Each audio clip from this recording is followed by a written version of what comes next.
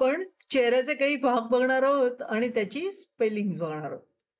तर चेहरा म्हणजे फेस, FAC फेस. आणि हा जो भाग आहे चेहऱ्याचा त्याला आपण माउथ म्हणतो, म्हणजे तोंड, MOUTH. सुरुवात करूया. चेहऱ्यावर इथे वरच्या भागात केस असतात, त्याला आपण हेअर म्हणतो, HAIR. कपाळाला आपण फोरहेड म्हणतो, FOREHEAD. हा डोळा, त्याला आपण आय म्हणतो.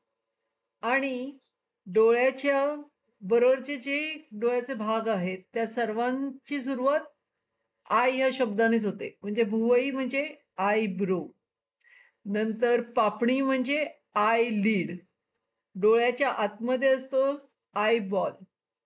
इथे लिहिलेलं नाही, परंतु पापणीच्या केसाला आपण आय लॅशिस म्हणतो. डोळ्याच्या शेजारी आहे नाक, नाक म्हणजे नोज. नाकपुड्या, नाकपुड्या म्हणजे नॉस्ट्रिल्स. इकडे बघा एसचा उच्चार झ झालाय, नोज.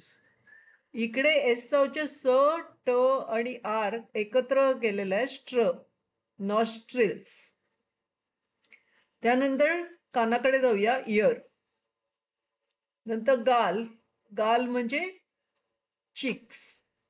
सीएचा उच्चार नेहमी च होतो, डबल ईचा उच्चार ई होतो, आणि केचा क आणि एस. एक चिक म्हणजे एक गाल आणि दोन गाल, तर इकडे प्लुरल म्हणजे अनेक, दोन गाल म्हणजे चिक्स म्हणतो. आणि चिन, चिन म्हणजे हनुवटी. जॉ, जॉ म्हणजे जबडा, जबडा जो हलतो तो जबडा. नंतर आतमध्ये, माउथच्या आतमध्ये आहे टंग, TONGUE, टंग. नंतर इथे आहेत आपले ओठ, ओठांना आपण लिप्स म्हणतो. एक ओठ LIP आणि दोन ओठ म्हणजे लिप्स. नंतर आतमध्ये तोंडात दात असतात, त्यांना आपण म्हणतो, एका दाताला टूथ म्हणतो. डबल ओचा उच्चार नेहमी उ होतो, ट आणि डबल ओ म्हणजे टू होतो, आणि THचा उच्चार थ होतो, म्हणून टूथ.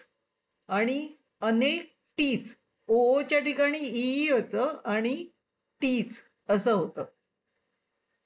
ओके, आता हे सर्व जे शब्द आहेत ते आपण व्यवस्थित एकामागे एक वाचूया. Face, forehead, eye, eyebrow, eyelid, eyeball, nose, nostrils, ear, mouth, tooth, lips, tongue, jaw, chin, chicks. आता हे शब्द सर्व पाठ करा आणि त्याची स्पेलिंग्स पाठ करा.